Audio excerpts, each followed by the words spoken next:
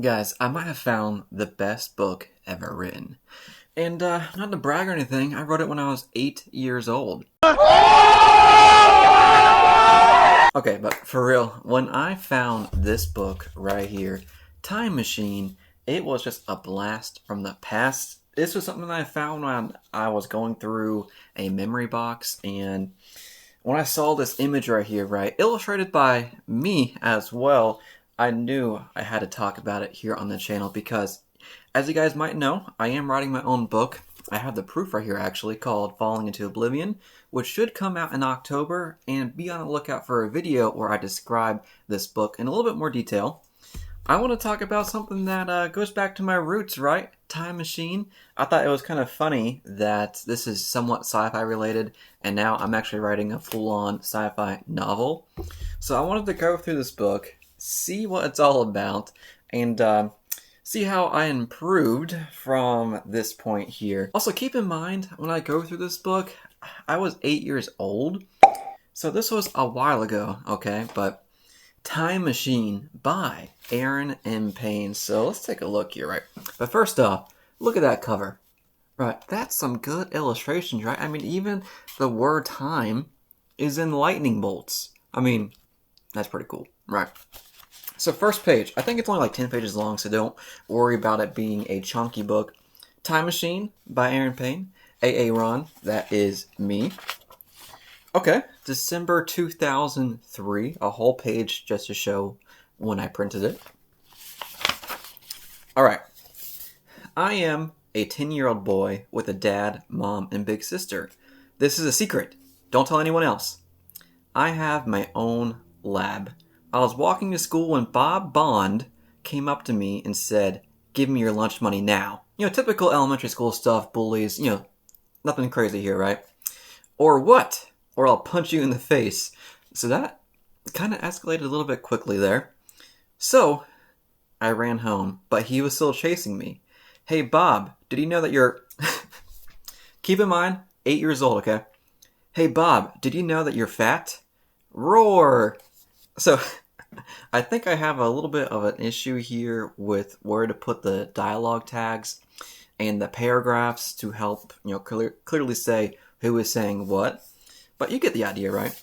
So Bob Bond, I don't know how I came up with that name, is chasing me, a 10-year-old, because he wants lunch money. So maybe there's a hidden layer behind why he needs lunch money, or he's just a little punk, right? I got my lab before Bob punched me. I got my hypno beam, then I went outside and turned it on. Where am I? No dialogue tags, so a little bit confusing there, Aaron, sorry, but I'm thinking this is Bob saying, "Where am I?" And you're being a nice kid and walking to school. Oh, then goodbye. I'm glad that's over. I have one friend, Nick. "Hey Nick, want to come to my house after school?" So before I go into that whole scene with Bob ended pretty quickly, right? I mean, we have some cool technology. We have a hypno beam. We don't know how that was created, but I'm assuming this is kind of like Dexter's Laboratory a little bit, where our main character, which I don't think he even said his name yet, our main character, it's just I, has a lab like Dexter's Laboratory, and he created a hypno beam, so that's kind of cool. "Hey Nick, want to come over to my house later, after school?" I can't. I have to take out the trash.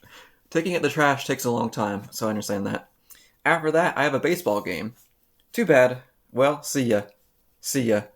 Realistic dialogue, am I right? I was walking home from school when my sister yelled, "Aaron, time for dinner." We have our main character's name, Aaron, and that is me. "I'll be there in a minute." "How was school, honey?" Okay, so quick transition there. I'll be there in a minute. How was school? "Fine. Did you learn anything new?" "No. It was all the same."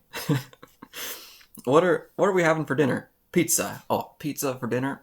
Always gonna be a good night." "Cool. Do you have any homework?" "Yes." "What is it?" 50 math problems. Holy crap, 50 math problems when I'm a 10-year-old? I'm done. Okay, that was really quick. We answer this 50 math problem real quick, probably because he's a smart guy, right? He has his own laboratory. Do your homework now." Okay, maybe I'm saying he's done with the pizza. Okay, I went to my land and put my homework in the homework machine. Done. No more homework for right now. I mean, don't we want a homework machine? I mean, we're kind of getting there with ChatGPT a little bit with this homework machine. So I'm ahead of my time, man. Homework machine. I'm making a new machine, a time machine. It's not done yet.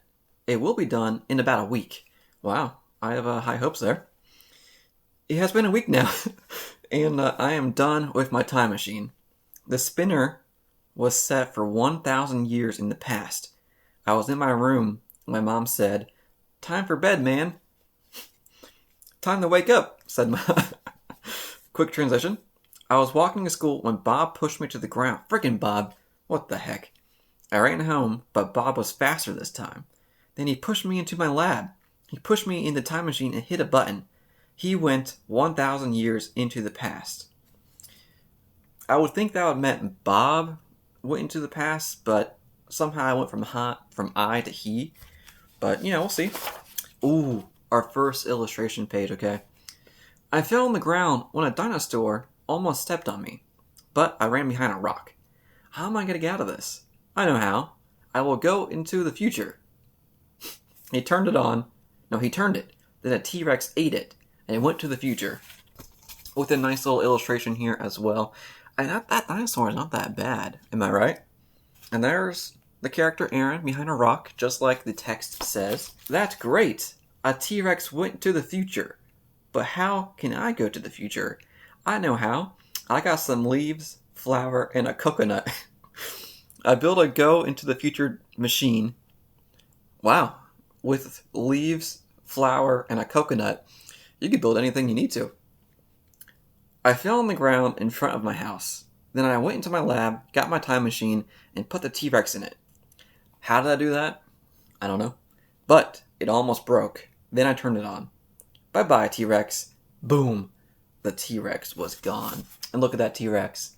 That's not too bad of a T-Rex, am I right? Aaron, what are you doing out here? Nothing. Then come inside. Okay. I'm glad that's over. So he put his time machine in the dangerous invention room. I hope that won't happen again. With one more illustration with it looks like our main character in front of his house right there. Wow. Wow. This was a masterpiece. So if I had to review this, the only problem, there wasn't enough, right? This is clearly a 5 out of 5 stars. And I might actually go print this here pretty soon, put it on Amazon for you guys to go check out your own copy of Time Machine. Now really, 8 years old, I definitely had a little bit of an imagination back then, and for whatever reason, I didn't know the guy named Bob.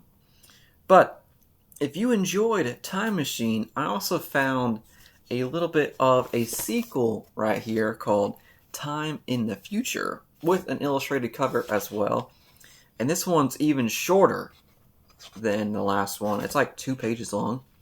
I don't know. I think I was a little bit ambitious back then to write 2 books. Make the second book only like 4 pages long, so. And not even illustrated. What was I thinking? Yeah, that is Time Machine by Aaron M. Payne. Post-recording Aaron here. When I'm looking back at this book, I wrote when I was 8 years old, and looking at the book that I wrote now, I'm really noticing some crazy similarities right here, where, let me show you this, okay? Time Machine, right, has electricity going on at the very tippy top. And then in my new book, right down here, there is an electric whip called a hypercoil at the very bottom, right? So that's kind of crazy. But then, going into the book itself, at the very end, we have a freaking dinosaur, right, down here. And then in the new book, we have a cybernetic dragon, Komodo dragon creature. So, maybe my 8-year-old self knew that in the future, I'll be writing something just like this. So, just want to point that out. Thank you so much for joining in, and be on the lookout for a video in the future where I cover my actual new book coming out here very soon, Falling into Oblivion, a cyberpunk thriller. So thank you again, have a good one, keep reading, peace.